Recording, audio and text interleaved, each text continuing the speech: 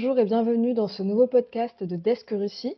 Aujourd'hui, je suis avec le photographe Yuri Bilak. Son travail met en lumière la culture ukrainienne, notamment à travers des portraits. En 2022, il réalise la série photographique Down, traduit par l'Aube, 33 photographies qui montrent des enfants au milieu de ruines. Malgré cela, ces images reflètent aussi des moments d'espoir. Avant de rentrer dans le vif du sujet, Yuri Bilak, est-ce que vous pouvez vous présenter et nous raconter votre relation avec l'Ukraine? Alors, je m'appelle Yuri Bilak, je suis français, né en France, mais de deux parents ukrainiens, émigrés durant la Seconde Guerre mondiale. J'ai grandi dans une cellule familiale ukrainienne. On parlait ukrainien tous les jours, mais bon, c'était un ukrainien pour moi qui n'était pas très profond dans le sens où c'était un ukrainien, ce que j'appelle un ukrainien de cuisine. Mais il y avait une culture ukrainienne qui était très présente au travers des danses qu'on m'a obligé à danser, les danses ukrainiennes depuis, je sais pas, l'âge de 6-7 ans, parce que mon parrain avait des notions de danse et il m'a appris, on allait chez lui, on poussait les chaises et les tables et tous les mercredis soirs, parce que le jour où on n'allait pas à l'école à l'époque c'était le jeudi, et le mercredi soir on allait chez lui, c'est donc tout ça, et dans la cuisine, je dansais les danses ukrainiennes. Moi, j'avais vraiment pas envie. Moi, je voulais jouer au foot à l'époque. Cette culture ukrainienne était très présente à la maison, sur moi. On m'obligeait à chanter les chants ukrainiens. Voilà, parlait souvent de la guerre. Mes parents ayant vécu la guerre, et moi, ayant eu cette expérience actuellement, je comprends pourquoi, pendant des années encore après, on puisse en parler. Cette culture ukrainienne m'a rattrapé après, lorsque j'ai grandi.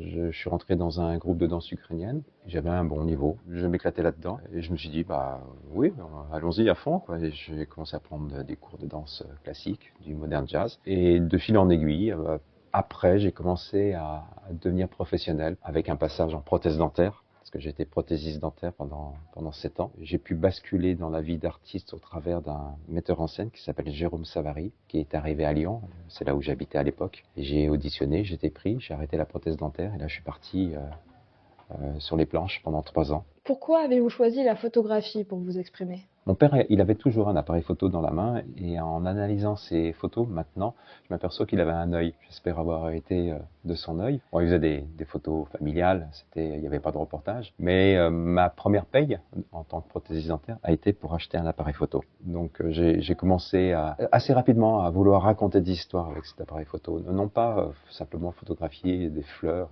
comme faisaient les copains de l'époque, mais sur une pellicule, je racontais une histoire, c'était complètement loufoque à l'époque, mais c'est quelque chose qui me plaisait. Ensuite, je suis parti dans des voyages et je commençais à photographier mes voyages et j'ai compris que c'est quelque chose qui me plaisait, surtout après, de raconter ce qu'il y avait sur ces images auprès des copains qui étaient intéressés par mes images, et je pouvais raconter mon parcours au travers de ce média qui me convenait tout à fait. Tout à fait parce que il n'y avait pas de parole. J'aimais pas trop m'exprimer par la parole. Et donc le choix de la photo s'est imposé assez facilement comme ça. Et puis ma vie professionnelle a continué dans la danse, qui s'est transformée après dans la comédie, dans la mise en scène, mais toujours accompagné avec cet appareil photo à côté de moi. Et puis une fois, je suis parti avec mes parents en Ukraine. Que c'est un endroit qui m'a beaucoup plu parce que c'est les Carpates. Je me suis dit, bon, je voyage à travers le monde, je ramène des images de ces contrées lointaines, mais ça serait peut-être intéressant que je m'intéresse au pays de mes origines. Et c'est comme ça que je suis parti à photographier un peuple qu'on appelle les Hutsul. C'est un peuple des Carpates ukrainiennes. On voit cette culture profonde dans le film de Serhiy Parajanov, qui s'appelle Les Chevaux de Feu. Moi, c'est le premier film que j'ai vu dans ma vie, c'était en 67, quelque chose comme ça. Je suis sorti de ce film impressionné par la beauté de ces images. C'est un film aussi qui était dur, donc impressionné par cette dureté de film, parce qu'un premier film assez dur comme ça m'a marqué. Je me rappelle vraiment, je me rappelle du cinéma, je me rappelle de la rue, je me rappelle de beaucoup de choses de ce film. Et je me suis aperçu que lorsque j'ai photographié ces Hutsul, c'était dans les débuts des années 2000-2004, j'avais en tête ces images de ce Parajanov qui m'a nourri, qui est venu compléter c'est ce que mes parents m'avaient transmis de cette culture ukrainienne. C'était finalement une rencontre que j'attendais. Mon appareil photo est un lien vers une personne et qui me donne la possibilité de la rencontrer, ce que je ne ferais pas naturellement. Comme quand on va photographier des mineurs de charbon. Moi, je suis pas journaliste, je suis pas de carte de presse. D'arriver avec un appareil photo, la personne en face vous considère comme un journaliste, comme un correspondent, comme ils disent en Ukraine. Et moi, ça m'arrange. Mais c'est surtout le moment vécu avec les gens. La photo arrive en second plan. C'est-à-dire que je commence à photographier quand les gens s'intéressent autant à moi que moi à eux. Parce qu'on se retrouve sur au même niveau. C'est pas. J'aime bien l'idée que lorsque vous partez de chez vous, prenez le taxi qui vous emmène à l'aéroport, prenez l'avion, vous allez peu importe le pays, prenez le train, peut-être le bus, et au bout de plusieurs jours de voyage, vous rencontrez dans une personne, une femme, un homme, sur le bord de votre chemin. J'aime bien me dire que c'est pas moi qui suis venu la chercher, c'est elle qui m'attendait. Et donc c'est le début d'une rencontre, ce qui amène à passer du temps avec cette personne. Alors ça peut être une heure, ça peut être une demi-journée, une journée, plusieurs jours, si c'est comme ce qui s'est passé chez les Hutsul ou avec les mineurs dans le Donbass. Et ensuite vous avez des photos qui commencent à... Enfin, je commence à sortir mon appareil photo et là je ne suis pas un photographe. Je suis Yuri qui photographie Valentina ou Hennady, peu importe. Et cette personne, elle ne vous la prenez pas en photo, elle vous offre cette photo. Et je pense que le résultat est complètement différent à ce moment-là. Et justement, des histoires, vous en racontez avec votre série Down, Enfants de guerre. Qu'est-ce qui vous a poussé à photographier uniquement des enfants? Alors la série Dawn, qui veut dire l'aube en anglais, donc je me suis concentré sur les enfants, parce que c'est un sujet que je voulais aborder depuis longtemps en photo, que je n'avais pas fait. Parce que j'ai travaillé pendant beaucoup d'années en tant que comédien, le monde de l'enfance, où j'étais seul sur scène. Et après, j'ai eu des expériences dans les hôpitaux, les centres de handicapés. Voilà, je me sens à l'aise avec les enfants. Et l'enfant dans la guerre est quelque chose que je voyais à travers de l'écran, à la maison, enfin, à la télé, où je voyais ces enfants à différentes guerres, malheureusement, les Liban, l'Afghanistan, en Afrique, où on voit ces enfants qui finalement subissent encore plus que des civils adultes. Et lorsque l'invasion à grande échelle a commencé en Ukraine, en février 2022, je me suis dit, c'est peut-être le moment pour moi de photographier ces enfants. J'ai un ami qui était sur le front, parce que c'est depuis 2014 de la révolution du Maïdan, la façon enfin mes sujets que j'allais photographier, parce que je faisais de l'ethno jusqu'à 2014. Et là, je suis rentré dans un nouveau monde. Je voulais voilà, montrer au monde ce qui se passait au travers de ma vision des choses. Et donc c'est comme ça que je suis allé plusieurs fois sur le Maïdan. Je suis allé sur le front ensuite. J'ai fait connaissance avec des personnes que j'ai suivies au fil des années, qui sont devenues militaires ensuite. Et il m'appelle et il me dit, Yuri, on a un déficit en véhicule, il nous faudrait vraiment un pick-up pour pouvoir déjà amener de la nourriture. Il y a des ponts qui sont cassés. On aimerait ramener la nourriture auprès de certains civils qui en manquent, parce que c'est compliqué sur le front. Et puis en même temps, ça nous permettrait d'évacuer nos blessés. Je dis bon ok, je vais essayer de faire ce que je peux faire. Et donc j'ai sollicité d'abord mes voisins dans mes rues auto,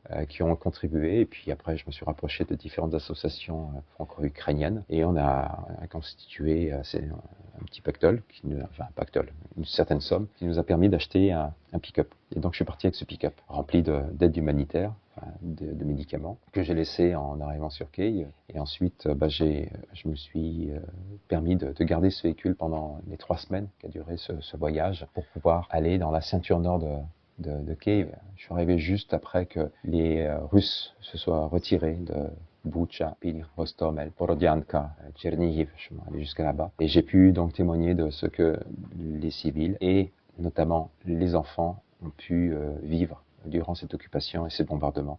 Comment avez-vous fait pour contacter ces familles? Au début, ça n'a pas été simple pour trouver ces enfants, parce que dès que ces familles ont pu, elles ont fui ces lieux-là, certaines assez rapidement, d'autres plus tardivement, et d'autres ont vécu donc dans les abris, mais étaient partis lorsque les Russes sont partis. Et dans un premier temps, les villes étaient fermées, c'est-à-dire qu'il y avait il y avait des morts, comme on sait, qui jonchaient les rues. Donc il y avait des analyses à faire, la police était là, police criminelle. La ville était inaccessible. Et lorsque les portes se sont ouvertes de ces villes, j'y suis allé. Mais il n'y avait pas d'enfants. Donc il a fallu attendre un peu pour que les gens reviennent. Alors d'abord, les familles revenaient, mais sans les enfants, pour voir s'ils pouvaient vivre dans leur maison, dans les appartements, s'ils étaient encore... si c'était vivable. Il n'y avait pas d'électricité, pas d'eau, pas de chauffage. Le téléphone était revenu. Je suis arrivé au moment où c'était la Pâque ukrainienne, donc c'était à peu près mi-avril. Je me suis dit, ce serait peut-être intéressant d'aller voir un curé. Parce que la messe de Pâques est très importante en Ukraine. Et c'est ce curé qui m'a donné les premiers contacts. Je suis allé voir ces familles qui étaient revenues, qui venaient juste de rentrer le jour avant. À chaque fois, il me faut un temps pour comprendre ce qu'ils avaient vécu et pour photographier l'enfant sur le lieu qui a un rapport avec leur histoire. C'est-à-dire que je ne voulais pas que ce soit dans un quartier, dans une ville ou dans un village qui ne correspondait pas à leur entourage. C'est comme ça que j'ai photographié ces enfants dans leur maison détruite, sur leur stade sur lequel ils pratiquaient le football, par exemple, ou dans la rue où ils avaient l'habitude de jouer, etc., etc. Donc il fallait ce temps de préparation. Ensuite, donc j'ai mis en situation cette enfance dans ce lieu-là, parce que comme c'est pas du reportage, puisque je n'étais pas au moment où les faits se sont passés, donc il a fallu que je mette en situation cet enfant-là pour être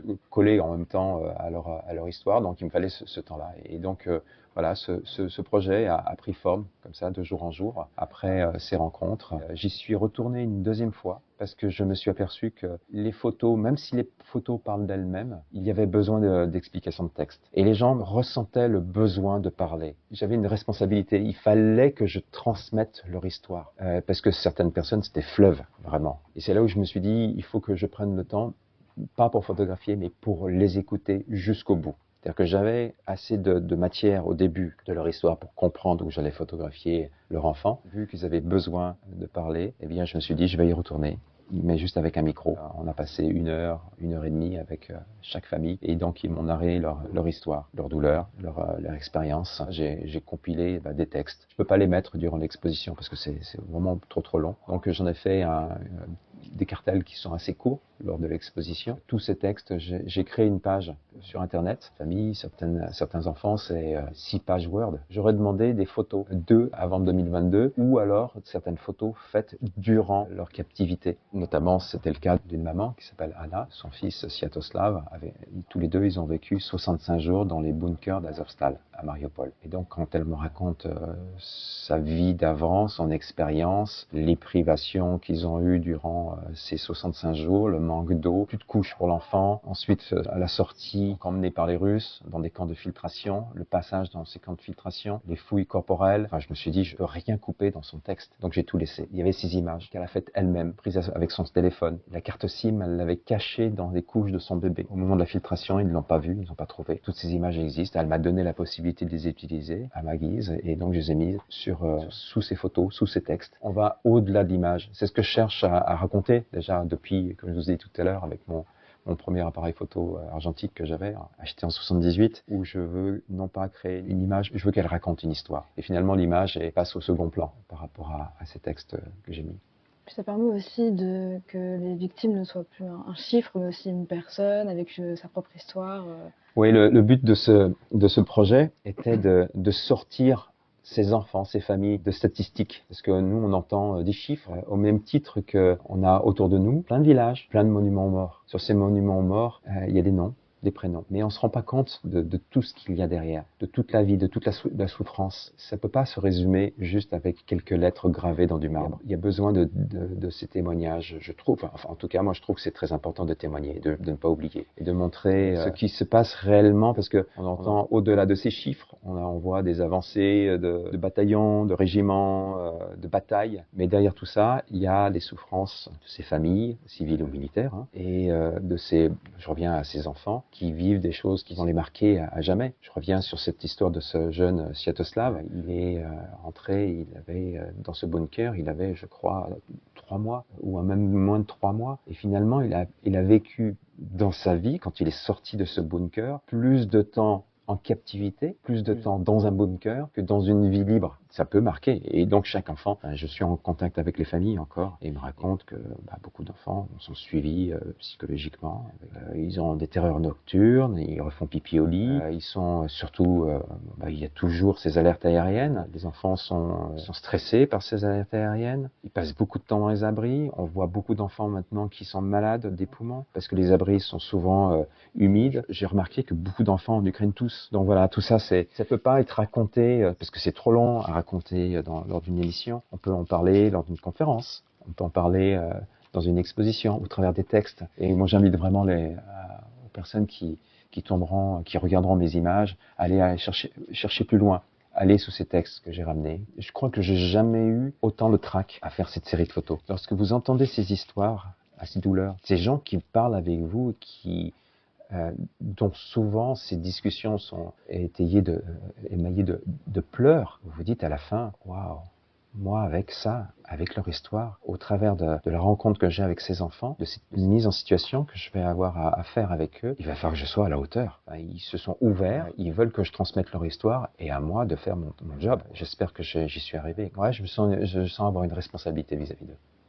Et il y a aussi une photographie avec sans enfants, avec des jouets d'enfants. Est-ce que vous pouvez m'expliquer la symbolique derrière cette image? Oui, dans cette série d'Aune, il y a 33 photos. J'ai eu donc 32 rencontres, 32 familles. À un moment, je suis arrivé devant un portail qui était ouvert et j'attendais une famille à cet endroit-là on avait rendez-vous. Et j'ai vu donc la maison était détruite, elle avait brûlé. Et devant un jouet d'enfance, un petit tracteur qui était même cassé, pas de volant. Et dessus, alors je sais pas, faut que je regarde un peu mieux sur la photo, mais il y avait un but rouge sur la carrosserie de ce tracteur. Et je me suis livré, enfin je suis parti dans mes pensées et je me suis dit, mais qui a pu vivre ici? Qui est cet enfant qui jouait avec ce jouet? Et là, ça m'a transporté vers toutes ces familles en exode que j'ai vues ici en France. Ça peut être, ils sont peut-être en France, ils sont peut-être en Europe quelque part. Peut-être que cet enfant est décédé, ou alors peut-être qu'il a été déporté en Russie. On parle de ces 19 000 et quelques répertoriés par l'État ukrainien qui auraient été déportés en Russie, mais en open source, quand vous lisez ce qui a été ramené, on entend des chiffres allant de 300 000 à 700 ou 800 000 enfants déportés en Russie. C'est énorme. C'est gigantesque. Et donc cette image où il n'y a pas d'enfants parle de tous ces enfants que je n'ai pas pu rencontrer parce que en exil, parce que déportés, parce que décédés. J'ai voulu appeler cette série Dawn, l'aube, pour dire quelle va être dans la vie de ces enfants cette nouvelle aube. Après, c'est ce moment de bascule. Là, ça fait 2 ans, cette aube n'avance pas, elle hoquette. On en est au même point, la ligne de front n'a pratiquement pas bougé. Il y a toujours de plus en plus de morts, de plus en plus de blessés. Et où est-ce qu'on va avec tout ça? L'histoire est à écrire. Il faut que le jour ne s'arrête pas à l'aube. Il faut que le soleil s'élève dans le ciel et qu'on puisse voir la lumière au bout de ce tunnel. Est-ce que vous pouvez me raconter un peu plus amplement comment se passent les séances photos? Puisqu'on a parlé, parce que j'ai été saisie moi d'un fort contraste du coup entre la destruction et puis l'enfant. Est-ce que vous pouvez me raconter comment est-ce que les familles acceptent facilement? Tout à l'heure vous me disiez qu'elles avaient un besoin de s'exprimer. Est-ce que c'est le cas pour toutes les familles? Avec ce projet, il n'y a eu aucun refus. Toutes les personnes ont accepté, parce qu'elles ont vu tout de suite, déjà je leur présentais mes anciens projets, les images leur ont plu, heureusement. Même quand ça a été des fois un peu rapide, c'est-à-dire qu'au début c'était compliqué pour trouver des enfants, mais après, dans certaines villes, il y avait une aide alimentaire qui arrivait. Il y avait des volontaires qui amenaient de la nourriture et donc des queues se formaient. Et dans ces queues, il y avait des personnes qui revenaient, donc ils étaient venus une fois, voir s'ils pouvaient habiter, retourner dans leur logement et revenaient ensuite avec les enfants. Donc là, il y avait de plus en plus de monde, mais les magasins n'étaient pas ouverts. Ils pouvaient pas faire leurs courses. Et donc dans ces queues, je retrouvais beaucoup de monde des fois. Et une fois, je me suis retrouvé avec 4 familles à la fois. Et mais ça faisait même trop pour moi parce qu'il fallait que je gère ces 4 familles parce que j'étais tout seul, j'avais pas d'assistant. Je faisais tout. Je faisais le fixeur, le chauffeur. Enfin, je me véhiculais. Je passais les coups de fil. Il fallait que je trouve un endroit où dormir, où manger, etc. Heureusement que je parle ukrainien et j'avais pas besoin de traducteur en plus. Mais bon, voilà, j'étais confronté à des fois cet afflux qui était énorme, mais tout le monde a compris. Et tout le monde a été patient, a attendu. Et donc, dans un premier temps, c'était, comme je disais précédemment, il fallait que je parle avec les familles pour comprendre, savoir où et comment j'allais photographier cet enfant. Ensuite, à partir de ce moment-là, alors soit le choix était large, et donc j'en parlais avec les familles ou avec l'enfant, parce que des fois, si l'enfant a 10, 13 ans, il n'y a pas de problème. Je parlais directement avec lui. 3 ans, des fois, c'était compliqué, puisqu'il ne m'adressait pas forcément la parole. Donc, c'était plus avec les parents que je parlais. Il fallait que je rentre en contact de toute façon avec l'enfant. Donc, il y avait un temps, j'espérais le plus long possible pour que moi je puisse, heureusement mon expérience avec du monde de l'enfance au niveau du spectacle m'a beaucoup aidé à ce moment-là. Bon, alors, c'était leur environnement, quelques enfants, mais ils connaissaient. C'était pas quelque chose qu'ils découvraient au moment où moi je les rencontrais. Donc il n'y avait pas d'étonnement plus que ça sur cet environnement. J'étais même étonné que les enfants s'étaient adaptés à cet environnement complètement détruit. Après j'ai eu cet ami qui m'avait demandé ce pick-up.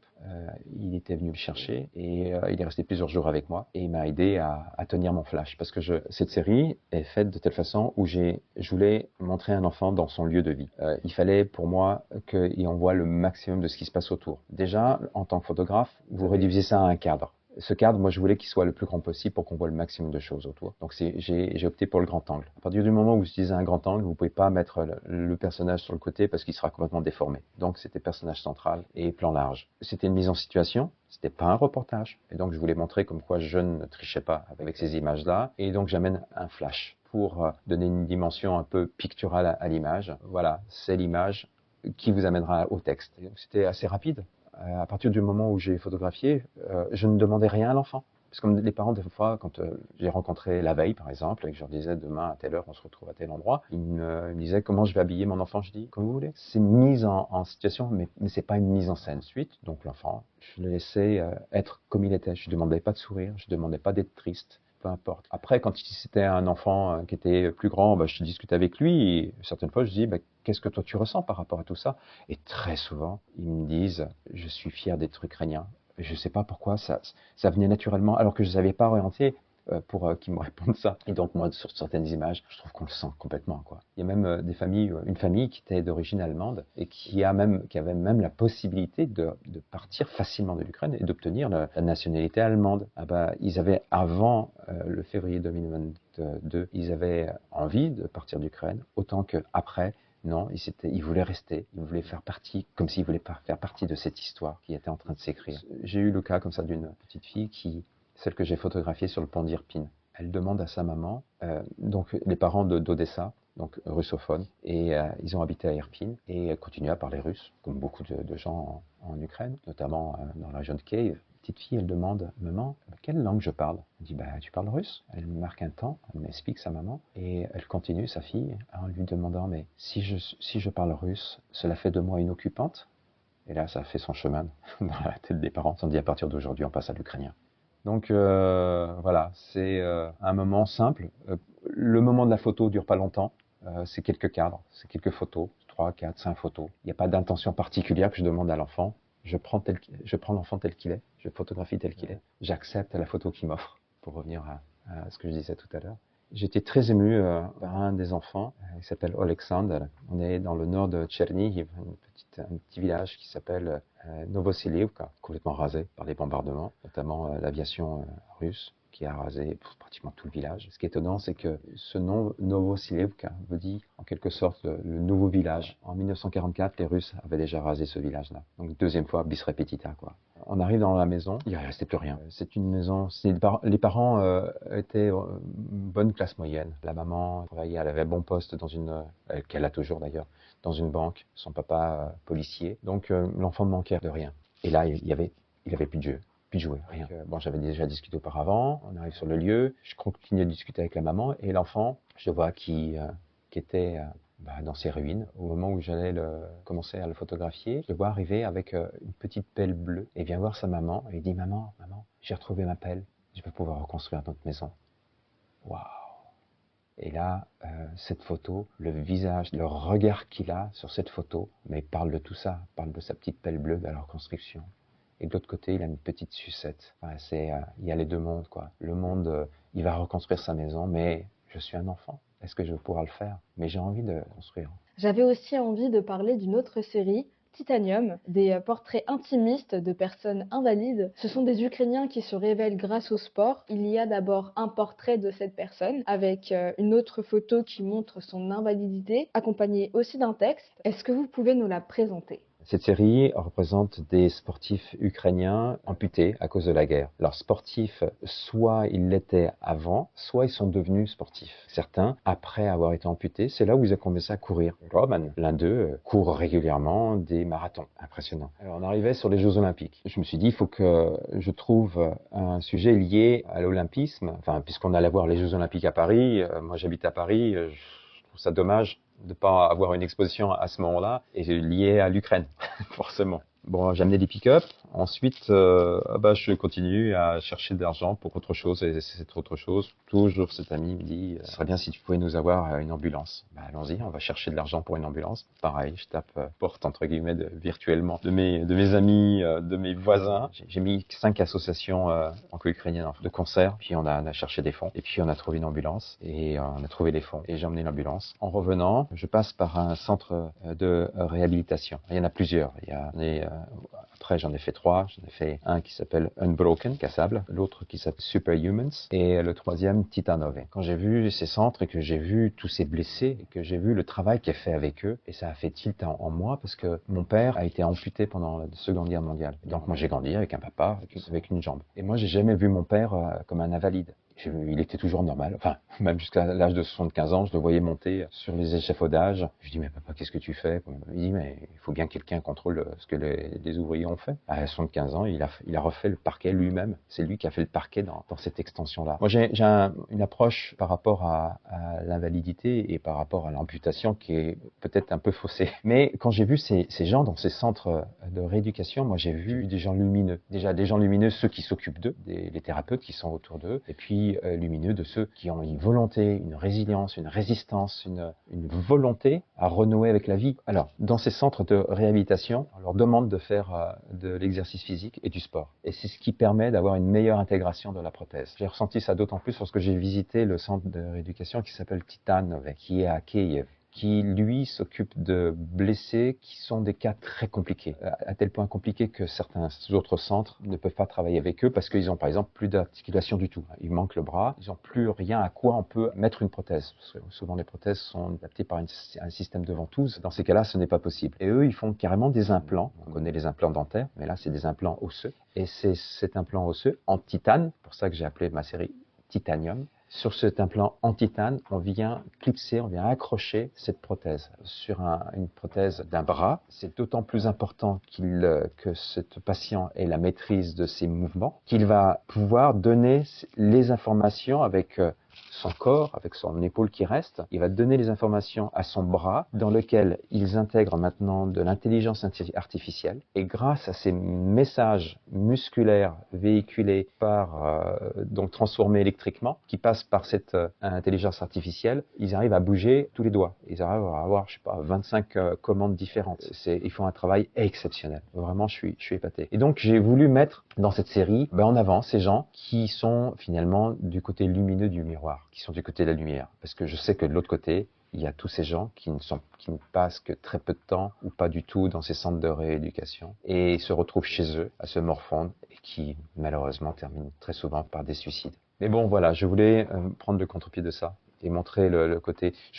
Mon travail, je cherche à montrer ce qui se passe en Ukraine, mais pas au travers du misérabilisme, et de montrer plutôt le courage de ces Ukrainiens qui se battent contre une armée qui est beaucoup plus forte en hommes et en matériel que l'Ukraine, malgré l'aide qu'elle peut recevoir. Je les ai photographiés donc dans ce côté positif, finalement comme ils étaient. C'est ces gens qui sont forts et que je voulais montrer cette force au travers de cette série. Je voulais pas les photographier dans la pratique de sport de façon classique. Ce qui m'intéressait, c'est de détourner un peu cette image-là et de construire une image un peu différente. C'est comme ça que j'ai Lubomir, je lui ai demandé il a découvert l'escalade à ce centre de réhabilitation. Lui, il a été amputé des 2 jambes. Donc il faisait de l'escalade surtout à l'aide de ses 2 bras, puis en se soutenant par les prothèses qu'il avait. Et je lui ai dit, écoute, moi, ce qui serait intéressant pour moi, c'est pas de te mettre sur un mur d'escalade que tu pratiques dans ton centre de rééducation. Il était dans le centre Superhumans à Lviv. Je lui dis, moi, ce qui m'intéresserait, c'est peut-être que tu escalades le monument qui est à l'honneur de Taras Shevchenko, poète ukrainien. Le monument qui est à Lviv, il représente un peu l'histoire de l'Ukraine au travers des poésies et des textes qu'a écrit ce poète. Et finalement, cet homme qui a perdu ses jambes en tant que militaire sur le front, lui fait partie de cette histoire d'Ukraine, cette histoire ukrainienne. Et donc pour moi, il est tout à fait légitime qu'il fasse partie de ce monument. Pour moi, ces gens, c'est des monuments. Ils sont indestructibles au niveau de leur volonté. Donc je voulais représenter cette force, cette volonté. Donc il faisait mine de gravir ce monument. Ces images, j'ai essayé de les décaler un tout petit peu, alors soit de façon artistique avec mon point de vue que je J'aime bien le côté pictural et en même temps de véhiculer cette histoire qui se retrouve, encore une fois, sous forme de texte, sous ces images. Lorsque cette série a été exposée à Paris, durant les Jeux Olympiques, sur les berges de Seine, donc je remercie la ville de Paris d'avoir accepté de montrer cette exposition. J'ai montré que la deuxième photo, c'est-à-dire que la photo où on voit la personne de plein pied. Mais sur mon site, il y a un portrait. Et je veux qu'on voit le portrait d'abord de la personne et ensuite on la voit de plein pied. Et c'est là où elle prend, donc son histoire prend toute sa dimension. Où on voit justement le membre ou les membres qu'il manque à cette personne-là. Mais qu'on ne voit pas forcément on s'imagine pas du tout lorsqu'on voit le portrait de cette jeune Yana qui, à l'âge de 11 ans, en attendant son train, dans la ville de Kramatorsk, a rencontré ces missiles qui sont tombés et où sa maman a perdu une jambe et où elle a perdu ses 2 jambes. Avec vos portraits, vous traduisez des états psychologiques en évitant de tomber dans le misérabilisme. Comment parvenez-vous à concrétiser en fait cette démarche? Alors, misérabilisme, faut essayer de comprendre ce qu'on peut mettre sous ce mot-là. Moi, j'essaie d'éviter le sang parce que je pense derrière. C'est pas que je veux l'éviter, je veux éviter de le montrer, mais si vous le montrez, vous vous coupez d'une partie du public qui va venir voir vos expositions. C'est-à-dire qu'en France, c'est déjà compliqué de montrer une personne sans bras. Ou je pense à la photo de ce jeune qui est dans sa piscine et où j'ai fait son portrait, où il a donc 2 moignons très courts au niveau des bras et puis donc ses implants. Et donc il est dans sa piscine avec ces deux moignons et je sais que certaines personnes ont du mal déjà à voir ces photos-là.